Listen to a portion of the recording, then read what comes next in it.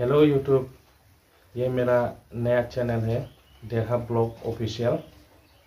आशा करता हूँ आप लोग मेरे चैनल को सपोर्ट करेंगे, सब्सक्राइब करेंगे और बेल आइकन को भी दबा लेंगे।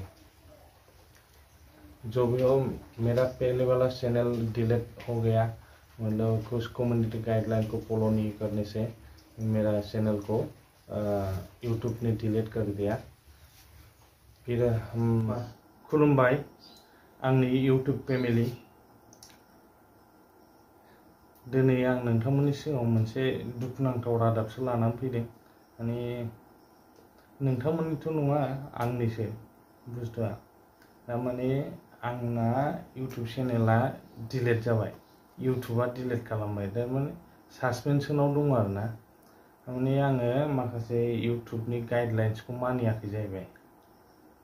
ओमफ्राय बेनि थाखायनो आंखौ सासपेंड खालामनानै दोनबाय आरोना। दा यूट्यूबाव आंनि चेनेलखौ नागिरबाबो मोनला। दा बे जिनिसा फैफिननो हागौ आरोना। आं कमिउनिकेशन खालामगासिनो दं यूट्यूब टीमजों, माने इमेलनि जोरै। ओमफ्राय मोनसे गावसोरनाव फर्मनि मोनसे सुबिदा दङ, बेजों खालामदों आरो। दा मोनफिनगोनखौ आङो एसे आसा दं आरोना, एसे आसा दं आरो मोनफिनगोन। थेवबो टाइम लानो हागौ आरोना। 1 month 3 months टाइम दं आरोना। दा बेनि गेजेराव आं मोनफिनगोनखौ आसा खालामदों। दा उपाय गैया, आं गोदान चेनेल खुलिनाय जादों। बे जाहैबाय देरहासार ब्लग अफिसियेल।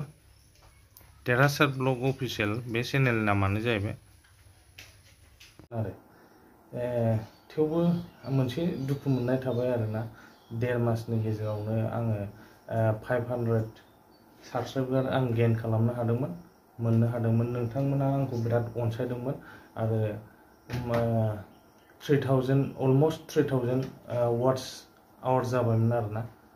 माने नैबे माखासे हाफ मनिटाइज जासिगौमोन आरो सानब्रै सानबासोनि गेजेरावनो।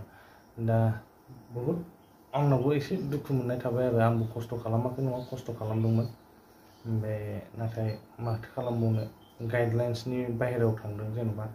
आंथ' नैबे चेनेलावबो नोंथांमोना सिगांनि चेनेल ब्लग मार्केटआव जेरैबायदि सापर्ट खालामदोंमोन, बेबायदि नोंथांमोना आंखौ सापर्ट खालामफैफिनोब्ला गोजोननाय थागोन आरो। जोबथारनायाव नोंथांमोननिसिम आंनि गाहाम हामलायनायखौ जासिहरनानै एसेयावनो आंनि बे नैबे इन्ट्रडिउस भिडिअखौ आं फोजोबनाय जाबाय आरो।